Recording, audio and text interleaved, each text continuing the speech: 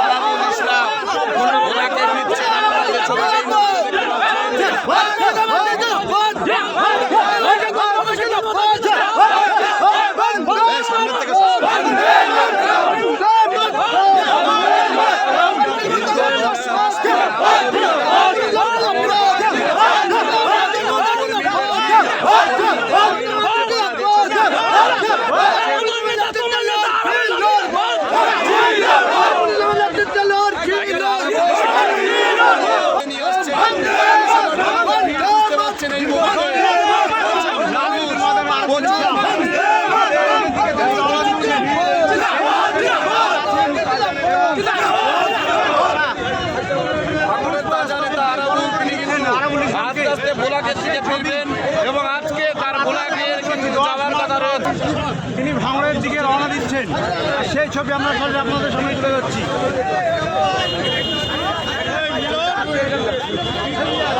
দিকে রওনা দিচ্ছেন আরাবুল ইসলাম। আমি একটা কথা বলি,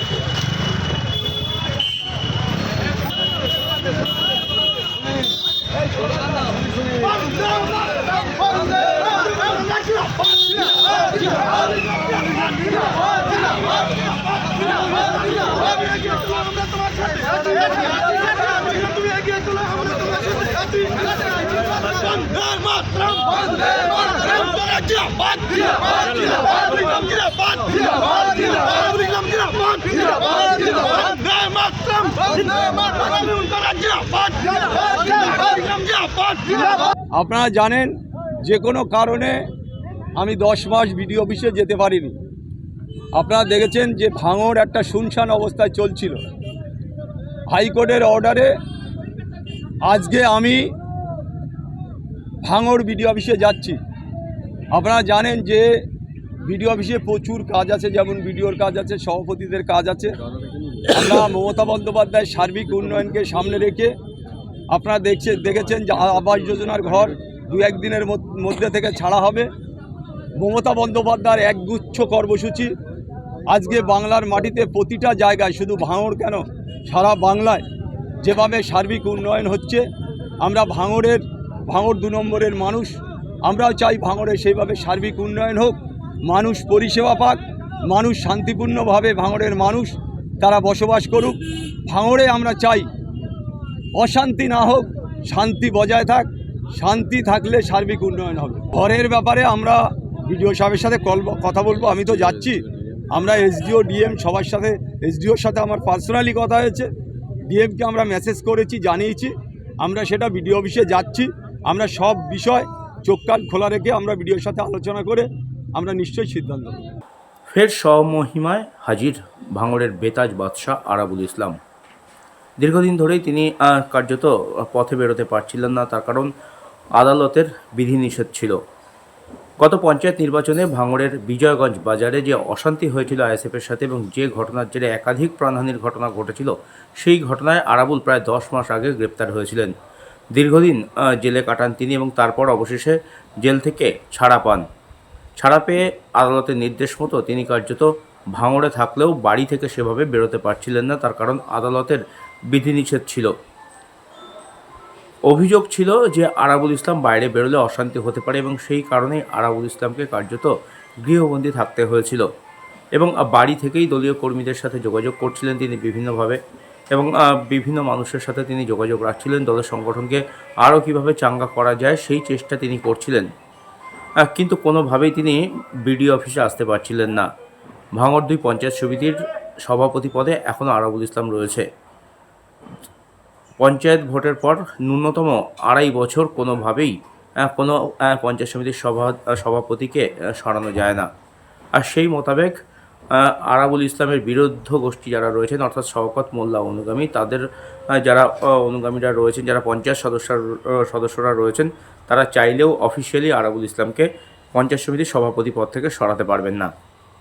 যদিও আরাবুল ইসলাম যেহেতু দীর্ঘদিন ছিলেন না, সেই কারণে তাকে পঞ্চায়েত সমিতির সভাপতি পদ থেকে সরিয়ে কার্যত সহ সভাপতি যিনি ছিলেন সোনালী পাছাড়, তাকে দিয়েই কাজকর্ম চালানো হচ্ছিল বিডিও অফিসের।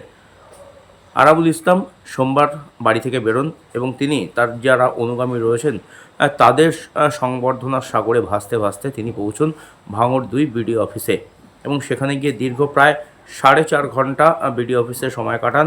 বিডিওর সাথে লম্বা বৈঠক করেন এবং তাকে যাতে তার পদ এবং তার যে ঘর, আরাবুল ইসলাম যে ঘরে বসতেন দীর্ঘ প্রায় 12 বছর ধরে, সেই ঘর যাতে তাকে ফিরিয়ে দেওয়া হয় এবং তার যে পদ এবং পঞ্চায়েত সমিতির যে কাজকর্ম রয়েছে সেগুলো যাতে করতে তাকে দেওয়া হয়, সেই কারণে বিডিওর সাথে তিনি দীর্ঘক্ষণ আলোচনা করেন।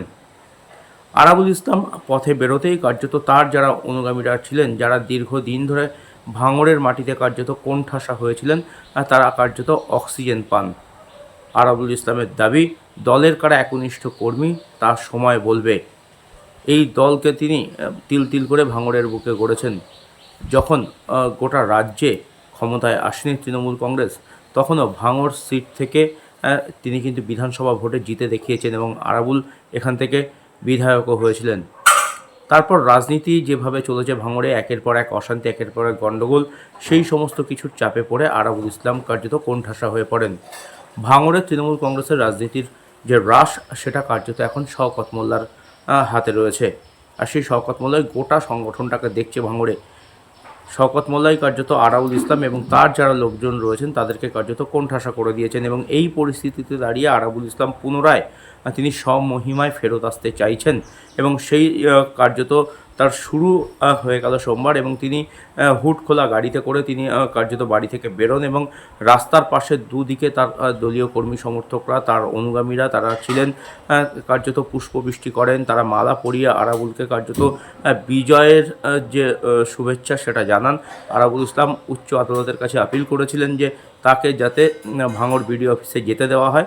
উচ্চ আদালত তার সেই আবেদন মঞ্জুর করে এবং সপ্তাহে 2 দিন করে তাকে বিডিও অফিসে যাওয়ার নির্দেশ দিয়েছেন।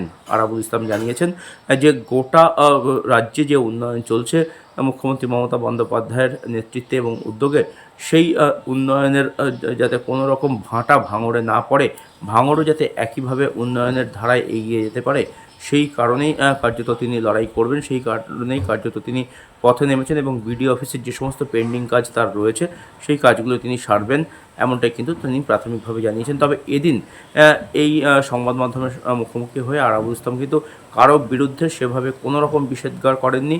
তার একটাই লক্ষ্য এই মুহূর্তে নিজের যে হারানো জমি, সেই জমিকে শক্ত করা, সেই জমিকে মজবুত করা, যাতে কিনা আগামী দিনে ভাঙড়ের রাজনীতিতে তিনি আবারও এক্স ফ্যাক্টর হয়ে উঠতে পারেন, সেই চেষ্টাই তিনি চালিয়ে যাচ্ছেন।